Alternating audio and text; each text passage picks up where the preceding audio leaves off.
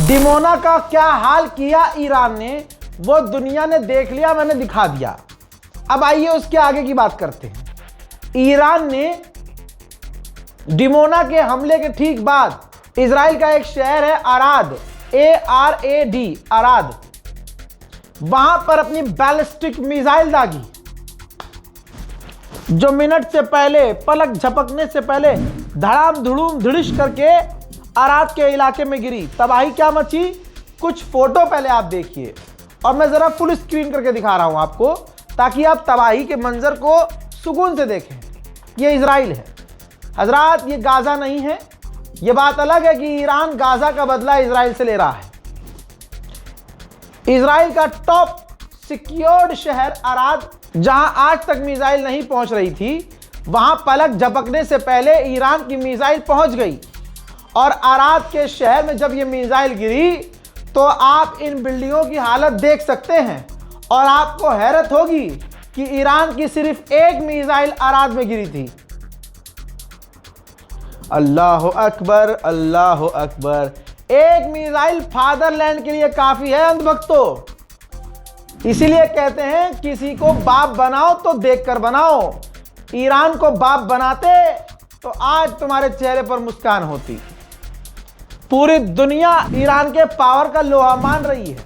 अभी आपके सामने देख लो ना, ईरान की एक मिसाइल और मोहल्ला इजराइल का पूरा बर्बाद। इस हमले में 50 से 60 लोग इजरायली घायल हैं, भारी तबाही मची है।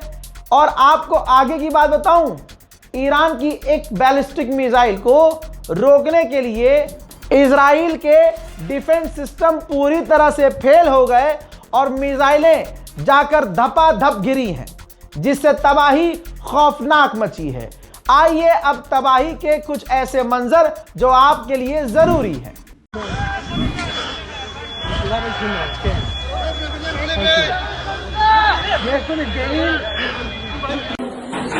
הרס באחד הדירות פה, למעלה יש פצועים חבל על הזמן.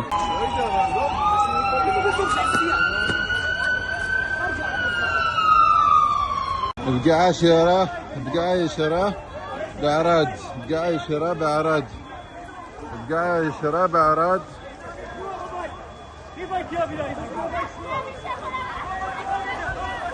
ערד ישראל, פגיעה ישירה, כל עולה באש.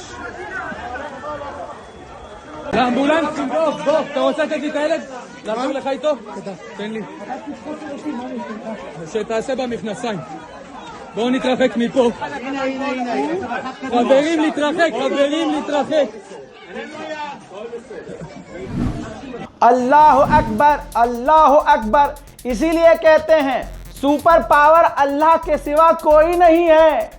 सुपर पावर सिर्फ अल्लाह है, और अल्लाह का बेहतरीन इंसान वो जो अल्लाह पर यकीन करे। तो अब दुनिया फैसला कर ले कि यजीदी फौज की तरफ रहना है या अल्लाह की फौज की तरफ रहना है। दोस्तों, दोहा के लिए जो वार्निंग जारी की थी मैं वो पहले बता चुका था, लेकिन नया मामला है। दोहा का जो ये मैप जारी किया है ईरान ने, जहां आसपास के सिविलियन को इस एरिया को खाली करने को कहा है। मामला यह है कि जो ये मैप है, यहां अल जजीरा का मीडिया ऑफिस है। अल जजीरा का यानी मीडिया जहां ऑफिस है, वो ही एरिया ईरान के निशाने पर है, और ईरान ने इसको खाली करने को कह दिया है। अब आइए थोड़ा सा और दिखा देता हूं कि ईरान ने इजराइल को कितनी ज्यादा ईदी दे दी है। बहुत ज्यादा, इतनी ज्यादा ईदी नहीं देनी चाहिए। ये देखिए, ये डिमोना की जगह है, इजराइल का डिमोना एरिया, जो सबसे ज्यादा इजराइल में सिक्योर है। जेरूशलम, तेल अवीव, इन तमाम जगहों से ज्यादा सिक्योर जगह है। इस डिमोना पर जब हमला ईरान ने किया तो ईरान की उस मिसाइल को भी रोकने की कोशिश की गई थी, लेकिन तबाही के मंजर आपके सामने चीख चीख के कह रहे हैं कि फादरलैंड छेद दिए गए हैं। मेरे दोस्तों, ये जो रात गुजरी है, जिसमें एक दिन पहले नेतन्याहू ने ईरानियों को चिढ़ाया था हैप्पी नौरोज बोलकर, ईरान ने असल में उसको सीरियस ले लिया और इजराइल के तमाम साथियों को ईदी दे दी। भाई कतर में जो हमला ईरान ने दोबारा से किया बीती रात, उसमें हिट हुआ हीलियम एरिया, जहां कतर हीलियम बनाता है और पूरी दुनिया को एक्सपोर्ट करता है। तो अब आप समझ लीजिए कि हीलियम क्यों चाहिए होता है, हीलियम की खासियत क्या होती है, आपके लिए हीलियम क्यों जरूरी है, आपका मुल्क हीलियम का क्या करता है, वो सब खुद सर्च करो। लेकिन पूरी दुनिया को जो हीलियम देता है कतर, वो अब सप्लाई टूट गई है और हीलियम कतर ने बनाना अब बंद कर दिया है। उधर बहरीन में भी अमेरिका के मिलिट्री बेस पर मिसाइलें हिट हुई हैं। भाई एक रात में ऐसे हमले हो रहे हैं पूरे मिडिल ईस्ट में कि ऐसा लग रहा है कि ईरान अकेला नहीं लड़ रहा है, 11-12 लोग लड़ रहे हैं उसकी तरफ से। कौन है वो 12 लोग भाई, दिमाग खुद लगा लो, समझदार ही समझ पाएगा इस चीज को। हजरात, अब ऑफिशियल इस रिपोर्ट के अंदर, इस वीडियो के अंदर मैंने इतनी खबरें दे दी हैं कि पूरे दिन गोदी मीडिया हमारे ही खबरों से खबरें निकालकर आपको चीख के सुनाता रहेगा। ये रहा IRGC का एक बयान जो आपके दिमाग को हिला देगा।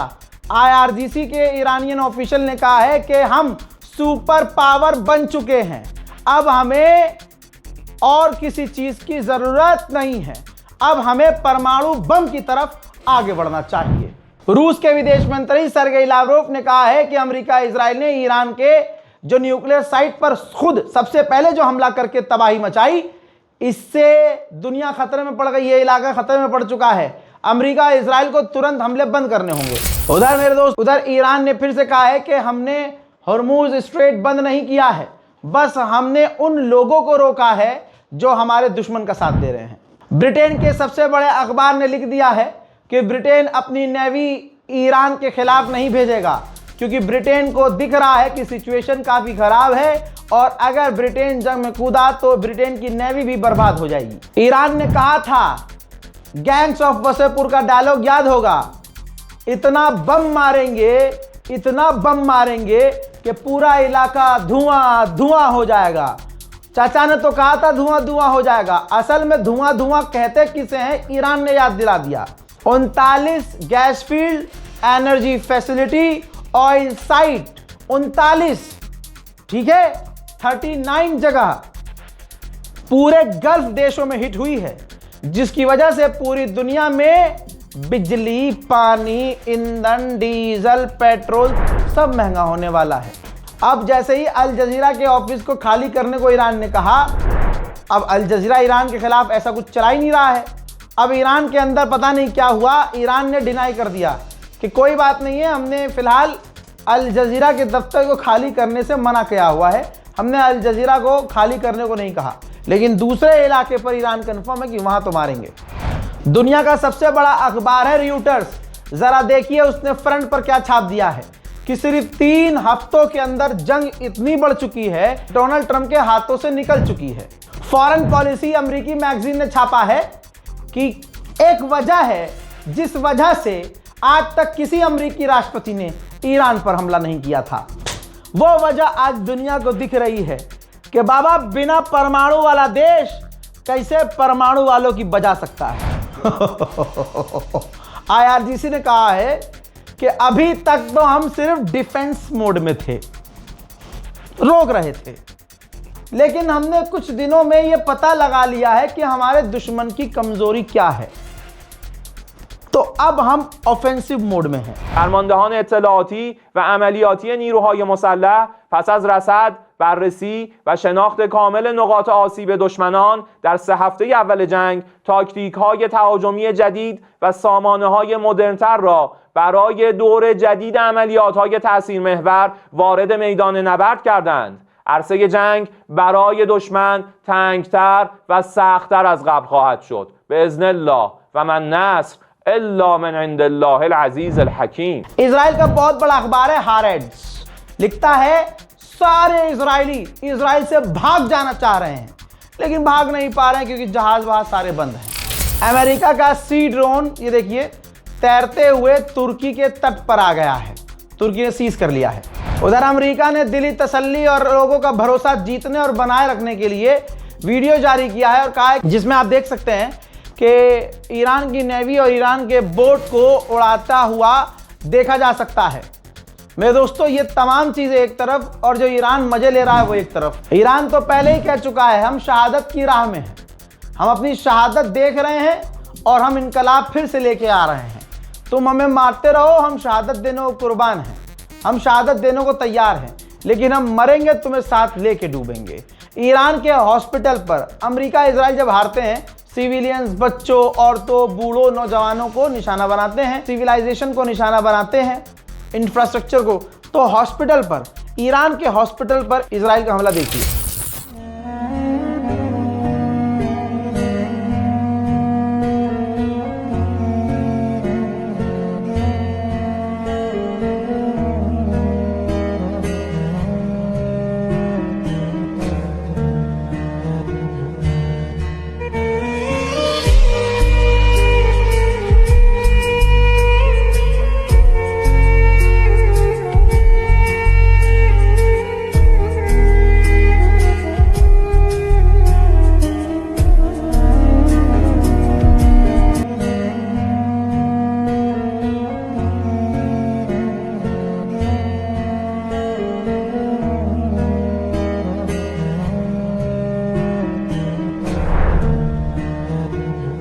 इन तमाम चीजों के बीच अमेरिका इजराइल का प्लान तैयार है कि ईरान लड़ के भिड़ के स्ट्रेट ऑफ हॉर्मुज उससे ले लिया जाए।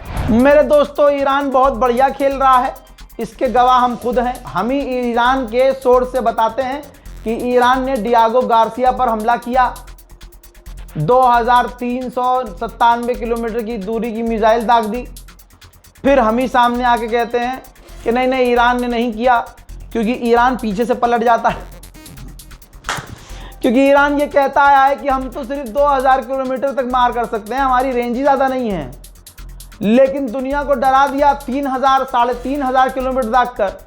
अब दुनिया इस पर बात कर रही थी, ईरान पलट गया। नहीं, हमने थोड़ी न दागी। अरे वो तो जाफर जिन थे, घूमते घूमते जा रहे थे। हमारे चैनल है इजराइल का, चैनल 14, उसने बताया है कि जैसे ही डिमोना पर ईरान ने हमला किया तो इतना भी समय इजरायली ऑफिशियल को नहीं मिला। तमाम इजरायली ऑफिशियल फौरन फोन पर ही मीटिंग शुरू कर चुके हैं। इस रिपोर्ट को शेयर कीजिए, दुआओं में याद रखिए, चैनल को सब्सक्राइब कर लीजिए। जय हिंद।